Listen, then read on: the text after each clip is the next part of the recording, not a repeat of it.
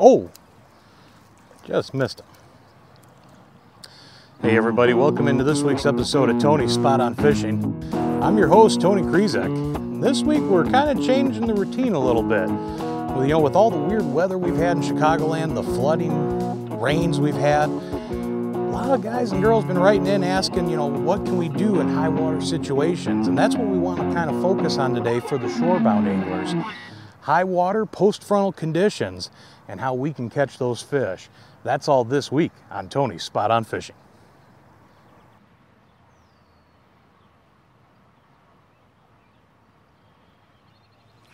There we go. All right, in that flow. You just couldn't resist it, could you?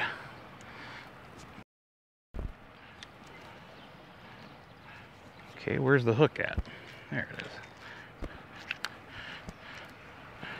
Well, not a giant.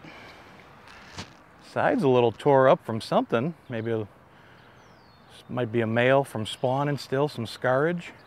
Who knows, might have been bounced around a little bit too much.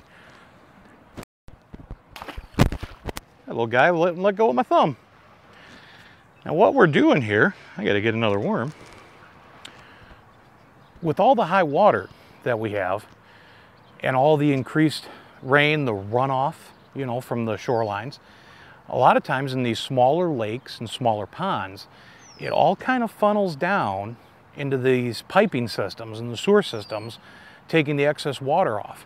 And anytime you can find a pipe or a culvert like this, those are areas we want to focus on. It's going to push current through, and as it pushes that current through, it's going to stir up plankton and little bugs. It'll bring the bait fish in, and your predator fish like the bass will come up.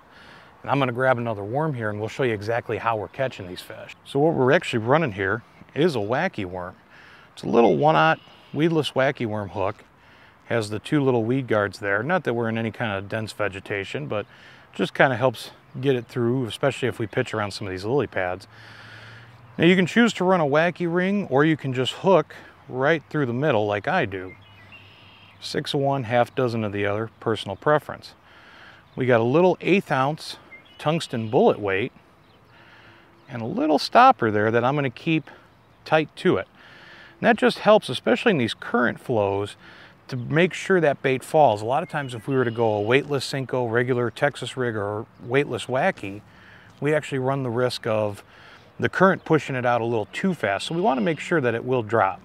Now I really love, especially under these frontal conditions, to run like a wacky worm to go more finesse than traditionally hopping a jig. But you could run a craw, you could run a creature bait, but the key is to just go as light as possible with that weight, because you do want it to kind of bounce in the current, but you'd also want it to get down. But being it is cold front conditions, all things considered, I do prefer to run more of a wacky rig than anything else.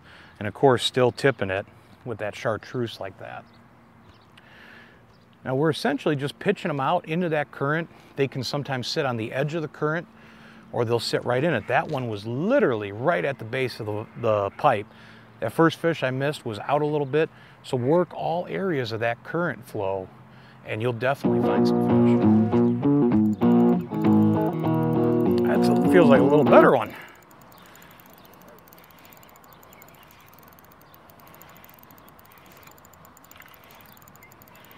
Where are you going? Boy, got into that current and he just felt bigger than he was. Well, anybody who says catch and release doesn't work, they're way off base. Now you can see this fish has obviously been hooked recently. You can see where my hook placement is. But yeah, catch and release does work. These fish will keep on feeding just fine. Another nice little guy. Now that one was off the flow a little bit further out. So like I say, don't be afraid to not only pitch and flip in all these areas of the current, but also even you can make those full casts right to the edge of where the flow kind of tapers off, quiets down. They're going to be in all sections of it, coming in and out of it, feeding. But again, right on the edge of that current flow. Come here, little guy. Come here. Get out of those weeds. Shake those weeds off. Get out of the pipe.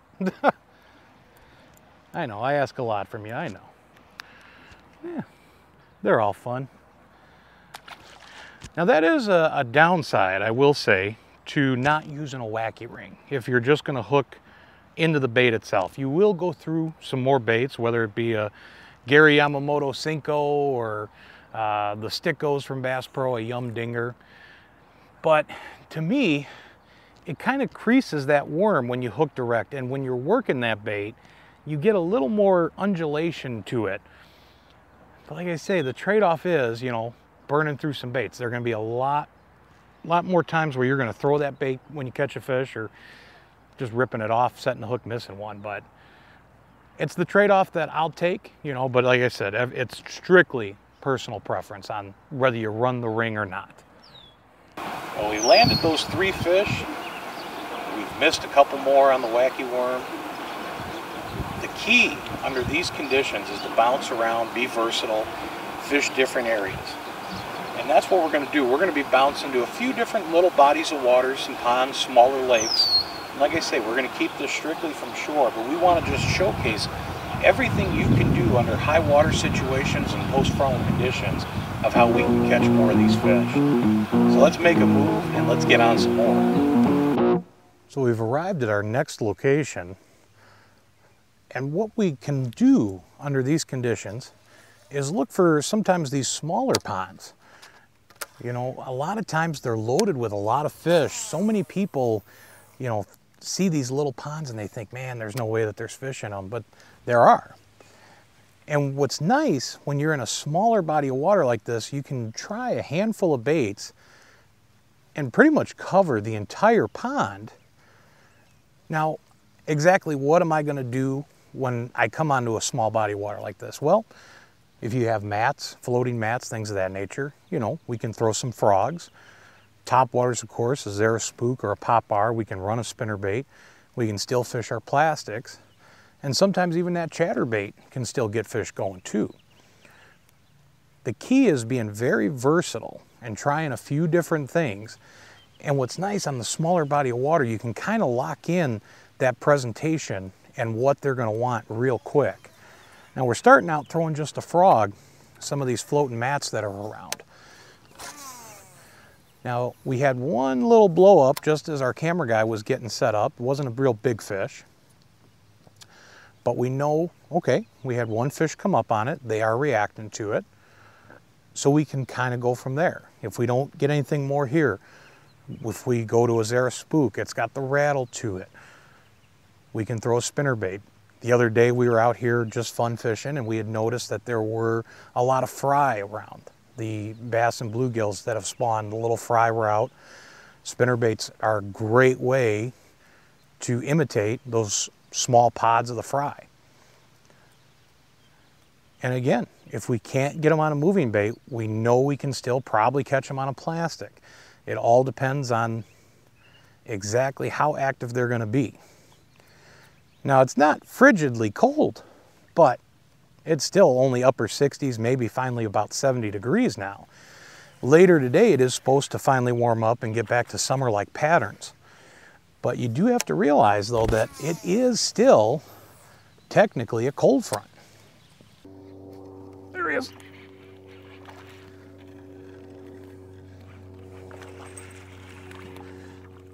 Oh.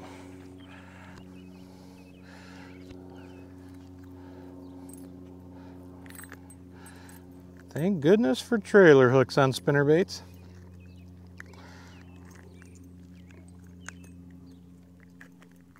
He had just literally come up and sucked it in, sitting real tight to that bank.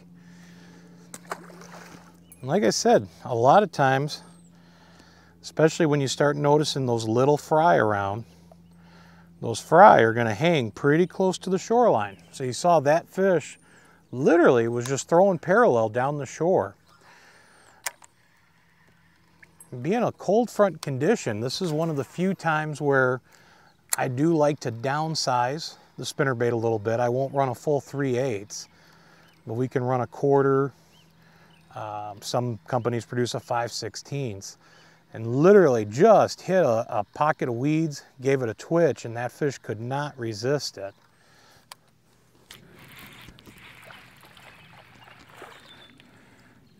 Okay, still not finding those bigger fish, but hey, we are catching fish. Another little guy there. Well,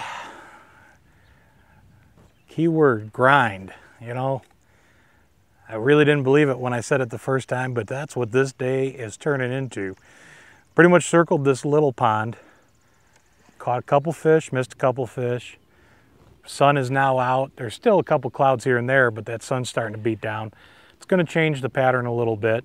So we're going to once again make one more move here and find some more active fish.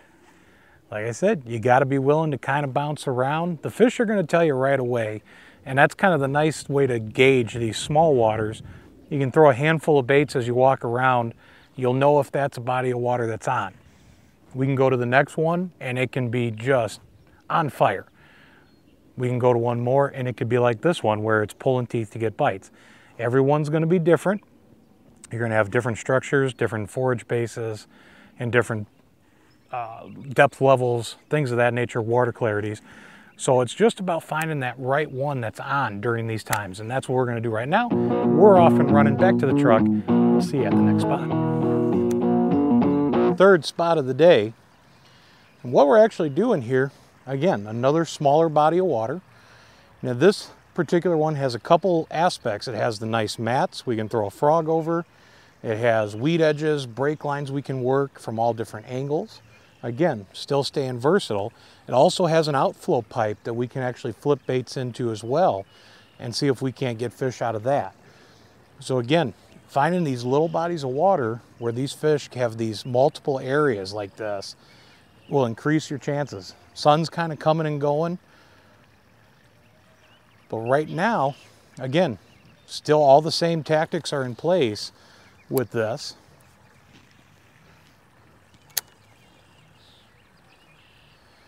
And you can't really see the pipe, but there's a pipe underneath that tree. Maybe from where the camera guy's standing, you'll be able to see it. But there is a little bit of a current flow. And again, same thing as where we started this morning. If you ever have that flowing water like that, go ahead and fish it. And these fish will stack down this whole weed edge. It's kind of like two types of structure coming together. You'll get that outflow, and they'll stack sometimes right in the flow, and they'll be right down this entire weed edge that we can pitch to.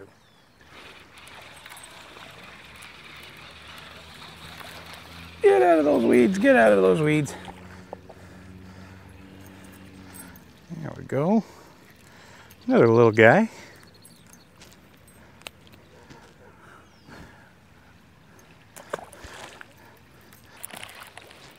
Uh-oh, twisted around my rod tip.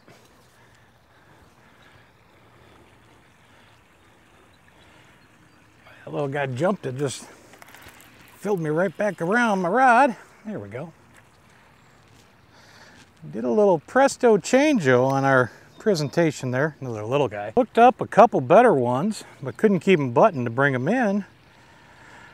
But actually switched up to a fluke, which is just soft plastic jerkbait. Now a lot of times what we can do with a bait like this, because it is Texas rigged, a soft plastic jerkbait like a super fluke, we don't have to worry about treble hooks. We can pitch up to weed edges, and we can pitch right along the shoreline. And these fish will take advantage of the higher water and move up shallower like that. And essentially the way we run a fluke is the same as just a standard jerkbait, just snapping your rod tip and getting that bait to dart and dance, integrate some pauses. Now with a standard jerkbait, it's either gonna suspend or it'll float up. The super fluke is going to have a very slow sink to it on a pause. But a lot of times when we twitch that rod tip, that bait's going to just dart and dance up and zig and zag, and then have a just nice slow fall like a dying bait fish. But we can take a bait like this, under these conditions and get into places that a standard jerkbait, a traditional jerkbait, cannot go. That is a good one. Not too many times do they actually take line back on you. There you go. This is the tricky part. Stay up. Come here. Oh, that's great. Yeah. Need help? Yeah. I'll come grab them.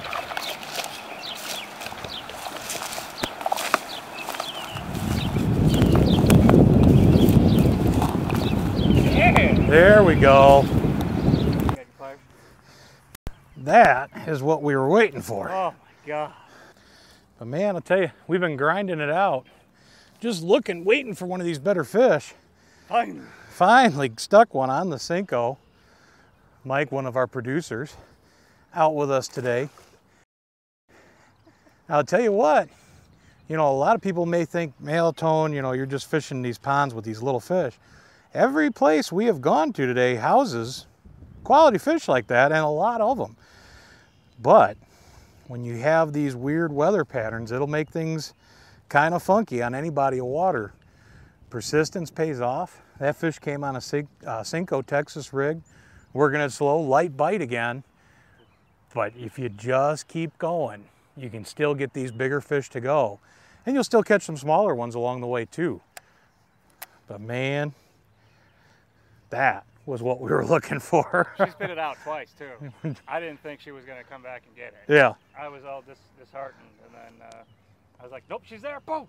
Well, let's see if we can't get some more. There we go. Right off that weed edge. My goodness.